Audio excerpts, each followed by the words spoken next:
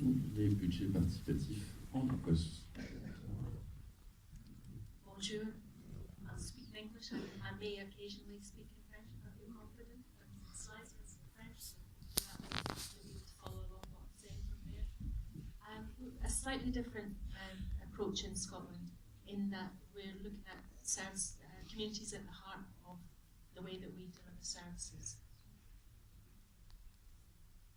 So just to give you a bit of context for Scotland, Scottish context isn't the same as the rest of the United Kingdom. We have a devolved government, we have powers in relation to health, education, environment that are specific to Scotland, specific regulations, the ability to do things differently. So if you think in UK, Scotland is not quite the same, and that's why it's quite exciting to be in Scotland at the moment. As a starting point, we see PB participatory budgeting as a tool for engaging with communities. And last year, the Scottish Government and COSLA, which is a convention of Scottish local authorities, agreed that all councils by 2021 would set 1% of their budget using participatory budgeting.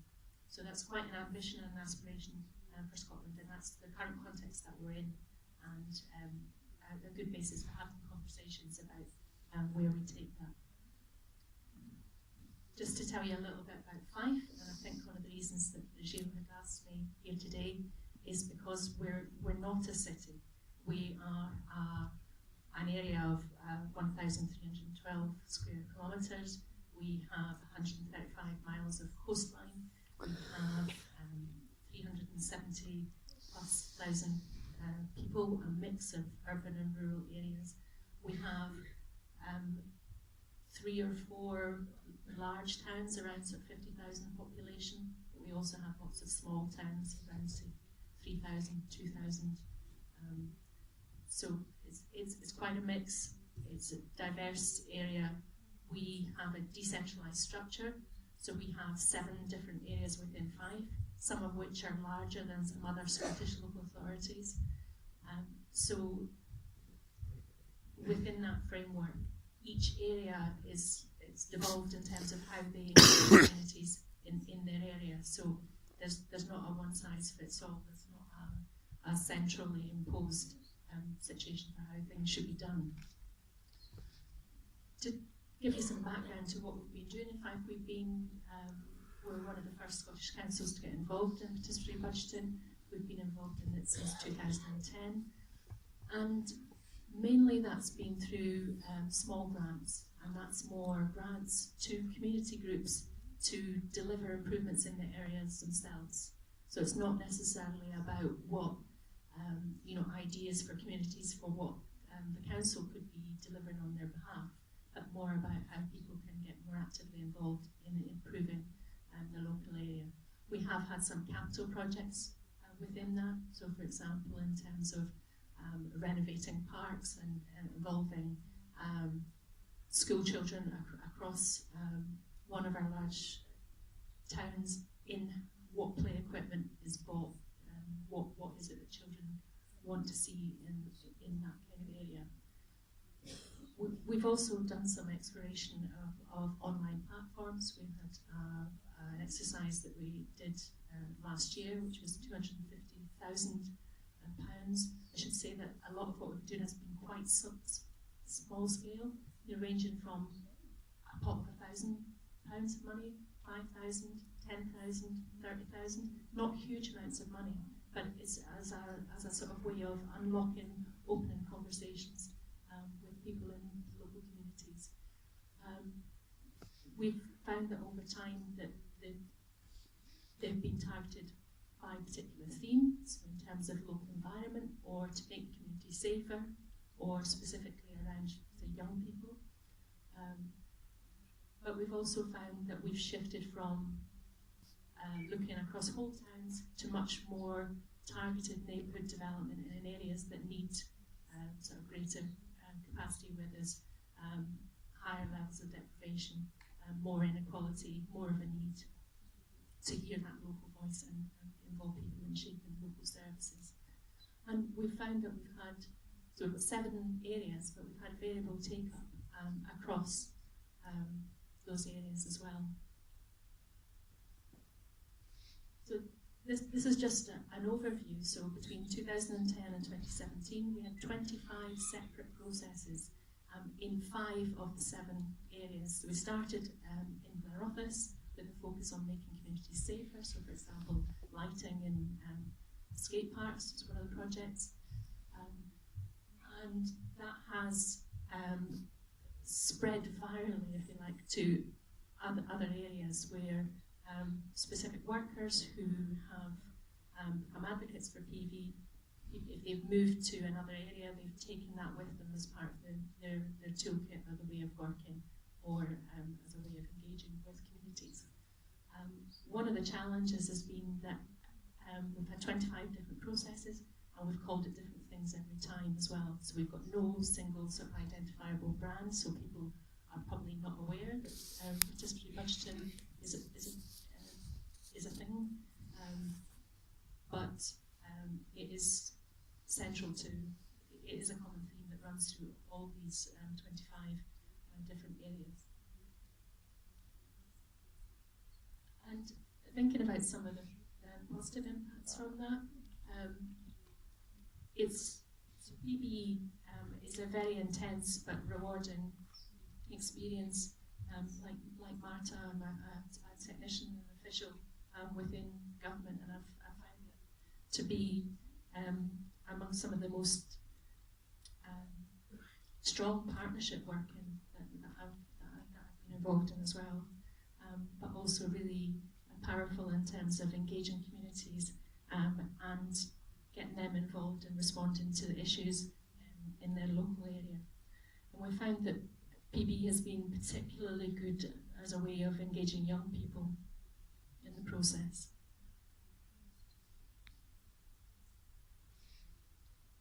And then thinking more widely about that, so PB hasn't been widely adopted across the areas. With a map side of the 7 zones, so the northeast of Fife and City of Dunfermline, they haven't implemented PB. In some ways, that's partly because of political will, but it's also because they are the more affluent areas of Fife as well, and perhaps have not been the same need in those areas. We found that the skills to do PB have spread virally. So again, the map shows that Glenrothes was the centre, and then it's expanded from that as we've sort of shared ideas across areas. Through some of the work that we've done looking at online platforms, and I've heard it echoed in discussions with other areas across Scotland, is that although online extends that reach of the engagement, it's not a substitute for traditional face-to-face engagement. And it's sort of linked to what Marta was saying about having a wider citizenship strategy, and PB being one of the tools within that. So where we're at now is that sort of need to evolve and change the way that we're delivering PB to be able to attain this 1% target. And the challenge is that between 2010 and 2018, we've spent £1 million in Fife, when actually for 1% we should be spending 8 million in terms of the expense budget and revenue and so on each year.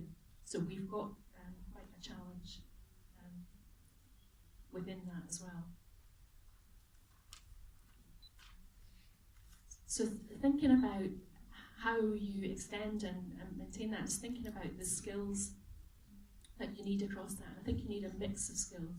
You need all services to know about PB as a method and to know when it's appropriate to use.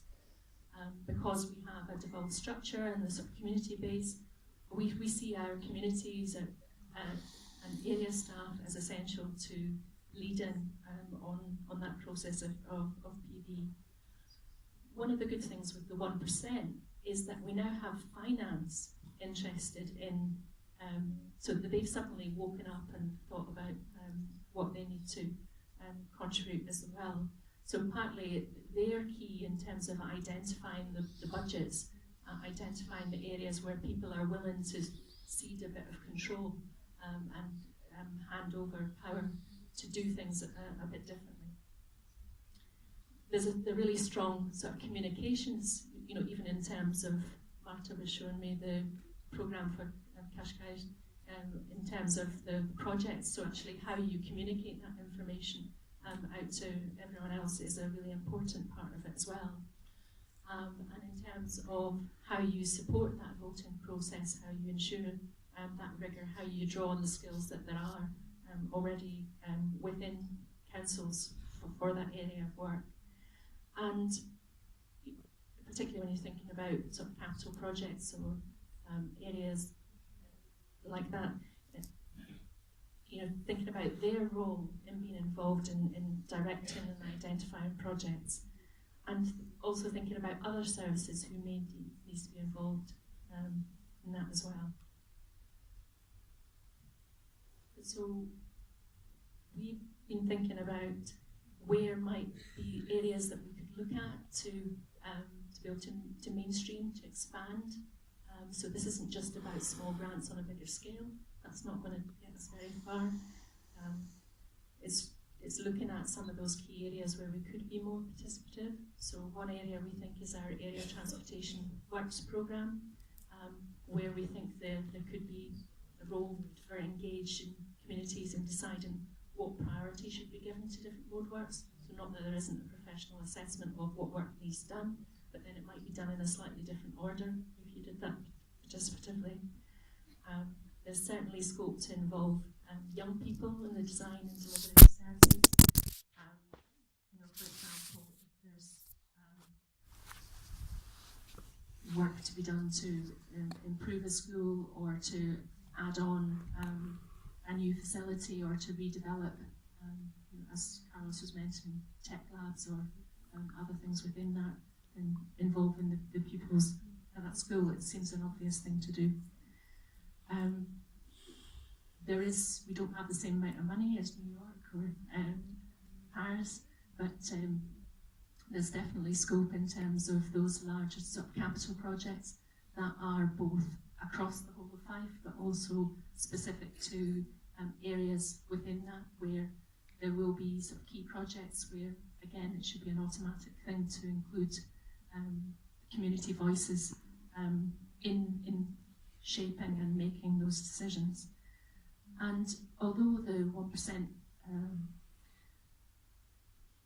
target that's been set by Scottish Government relates just to councils, we think actually it should be wider. It should be, so in Scotland we have a duty for community planning, where although the councils have the lead for that, we work very closely with the National Health Service, with police, fire, and other agencies in local areas as well. So it's thinking about what is needed for a particular place and how you could pool resources across partners so that you can bring in the right people to make that project happen, or wider benefits of that, and achieve more through the public money that way as well. So just finally to reflect on how PB has evolved in Scotland. As I say, we've been doing it since 2010, and we can think of it in terms of first generation. It was really focusing on using PB to engage communities, and we're now trying to move on to a second generation where we want to transform that relationship between the citizen and the state. We want to move beyond the sort of small grants models. We know that that's not going to be enough, and to look to create spaces for deliberation and dialogue in the way that we deliver our mainstream traditional services. So the aspiration nationally for Scotland is to have one where everyone can play their part in society. And thank you. Thank you very much.